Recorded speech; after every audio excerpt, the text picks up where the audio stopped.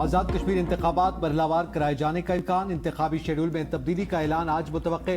آزاد کشمیر میں division wise مرحلہ وار polling کروانے کی تجویز زیر غور۔ ذرائع کے مطابق 27 جولائی کو میرپور ڈویژن میں پولنگ کرائے جانے کا امکان ہے، 2 اگست کو مظفر آباد ڈویژن، 17 اگست کو پونچھ ڈویژن میں انتخابات کرائے جانے کا امکان۔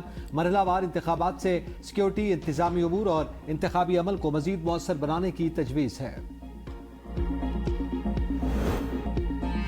آزاد کشمیر میں الیکشن کے لیے سیاسی گہما گہمی جاری۔ مسلم لیگ نون کے مظفر آباد میں جلسے سے نواز شریف اور وزیر اعلیٰ پنجاب مریم نواز خطاب کریں گے۔ پنجاب کے سینئر وزیر مریم اورنگزیب نے کہا کہ نواز شریف اور وزیر اعلیٰ مریم نواز آج مظفر آباد پہنچیں گے۔ قیادت آزاد کشمیر کے عوام کو مسائل سے نجات دلانے کی روڈ میپ کا اعلان کرے گی۔ آزاد کشمیر کے عوام اور کارکن قائد نواز شریف اور وزیر اعلیٰ مریم نواز کا فقید المثال استقبال کریں گے۔ ادھر چیئرمین پیپلز پارٹی بلاول بھٹو نقیال میں جلسے عام سے خطاب کریں گے۔ وفاقی حکومت اپنے مثبت کردار سے کبھی پیچھے نہیں ہٹے گی۔ 30 مئی کو بھی وزیر اعظم کی ہدایت پر مظفر آباد میں بیٹھ کر مذاکرات کیے۔ وفاقی وزیر طارق فضل چودھری کا ریلی سے خطاب، کہا پیپلز پارٹی مرکز میں اتحادی ہے، لیڈرشپ ہمارے لیے قابل احترام ہے۔ پیپلز پارٹی والے یہ بات بھول رہے ہیں کہ آزاد کشمیر میں ان کی حکومت ہے۔ وزیر اعظم شہباز شریف نے ہمیشہ آزاد کشمیر کے مسائل کا نوٹس لیا۔ ہم نے برملا کہا کہ کشمیر کے ہر مسئلے کا حل کشمیریوں نے خود نکالنا ہے۔ ہمیں آزاد کشمیر میں اتحاد، یکجہتی اور امن کا پرچار کرنا چاہیے۔ وزیر اعظم شہباز شریف سے وزیر اعلیٰ گلگت بلتستان امجد حسین کی ملاقات، گلگت بلتستان کے امور پر تبادلہ خیال۔ وزیر اعظم نے کہا وفاقی حکومت گلگت کی عوام کی فلاح و بہبود کے لیے نو منتخب حکومت کے ساتھ مل کر کام کرنے کے لیے پرعزم ہے۔ وفاقی حکومت گلگت بلتستان کی فلاح و بہبود کے لیے قابل تجدید توانائی، سیاحت، انفراسٹرکچر، صحت، تعلیم اور دیگر شعبوں میں ترقیاتی منصوبوں کے حوالے سے اقدامات لے رہی ہے۔ وفاقی حکومت کے منصوبوں میں 100 میگا واٹ کا شمسی توانائی اور دانش اسکولوں کے قیام کا منصوبہ سر فہرست ہے۔ ایران کے وزیر داخلہ سکندر مومنی کی وزیر مملکت برائے داخلہ طلال چودھری کے ہمراہ پاکستان محرومنٹ آمد۔ ایف سی کے چاق و چوبند دستے نے سلامی پیش کی۔ سکندر مومنی نے یادگار شہداء پر حاضری دی، پھول رکھے اور فاتحہ خوانی کی۔ ایرانی وزیر داخلہ نے پاکستان محرومنٹ کا دورہ بھی کیا۔ سکندر مومنی نے شکرپڑیاں سے اسلام آباد شہر اور مرگلہ پہاڑی سلسلے کا نظارہ کیا۔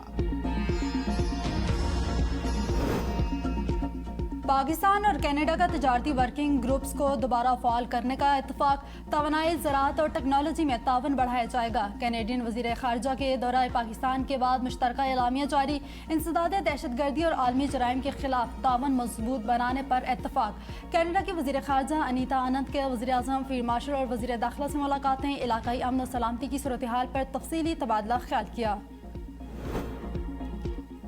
پاکستان اور کینیڈا کے درمیان دہائیوں پر مبنی سفارتی تعلقات، کینیڈین وزیر خارجہ کا پاکستان آمد پر خیر مقدم کرتے ہیں۔ چیئرمین سینٹ سید یوسف رضا گیلانی کا تقریب سے خطاب، کہا پاکستان کینیڈا تجارت باہمی تعلقات میں کلیدی حیثیت رکھتی ہے، مختلف شعبوں میں تعاون بڑھانے کے وسیع مواقع موجود ہیں۔ پاکستانی کمیونٹی کینیڈا کی ترقی میں فعال کردار ادا کر رہی ہے۔ پاکستان کینیڈا پارلیمانی سفارتکاری مزید فعال بنانے کی ضرورت ہے۔ راولپنڈی، اسلام آباد، لاہور، اٹک، گجرانوالہ، دینا، مری اور خیبر پختونخوا میں بارش سے جل تھل ایک ہو گیا۔ لینڈ سلائیڈنگ کے باعث ماڑی انڈس سے اٹک جانے والی مسافر ٹرین متاثر۔ گجرانوالہ بارش کے دوران متعدد فیڈر ٹریپ کر گئے۔ دینا میں بھی بجلی بند ہوگی۔ پشاور میں 15 منٹ کی بارش نے حکومتی کارکردگی کا پول کھول دیا۔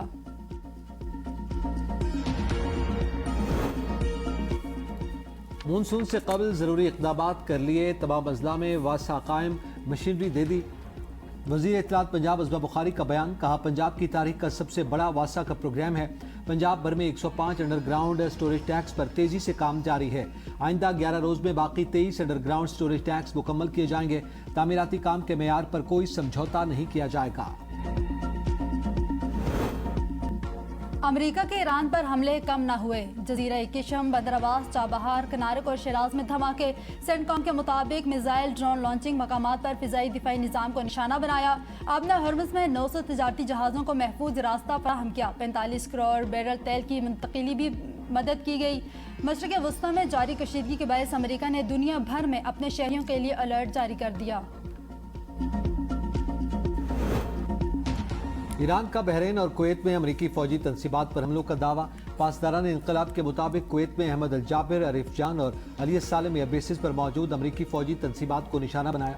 امریکی میزائل سسٹم اور MQ-9 ڈرون ہینگر کو تباہ کیا گیا۔ بحرین کے علاقے محرک میں امریکی پیٹریٹ دفاعی نظام، ریڈار اور ایئر ڈیفنس سسٹم میں بھی حملوں کا نشانہ بنایا گیا۔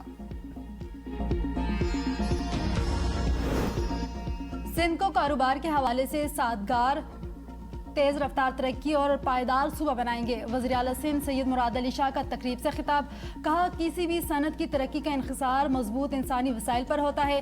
ہم اپنے پیشہ ورانہ افراد کی خدمات کو قدر کی نگاہ سے دیکھتے ہیں، صنعت کے ساتھ مل کر پالیسیوں کو مزید بہتر بنائیں گے۔ سندھ واحد صوبہ ہے جہاں تمام رجسٹرڈ گاڑیوں کے لیے موٹر تھرڈ پارٹی انشورنس کو لازمی قرار دیا۔ پیٹرولیم مصنوعات کی بڑھتی قیمتوں کے خلاف جماعت اسلامی کا ملک گیر احتجاج کا اعلان، حکومت باز نہ آئی تو لانگ مارچ ہوگا۔ لیوی کے نام پر عوام پر اضافی بوجھ ڈالا جا رہا ہے، مڈل کلاس طبقے کو نشانہ بنایا گیا۔ امیر جماعت اسلامی حافظ نعیم کی لاہور میں پریس کانفرنس، کہا پیٹرولیم لیوی عوام پر معاشی بوجھ ہے، اسے کسی صورت قبول نہیں کریں گے۔ مہنگائی، مافیاز اور پیٹرولیم قیمتوں کے خلاف تحریک مزید تیز کریں گے۔ 7 اگست کو ملک بھر کے شہروں میں احتجاج کریں گے۔ احتجاج سے قبل عوامی رابطہ مہم چلائیں گے۔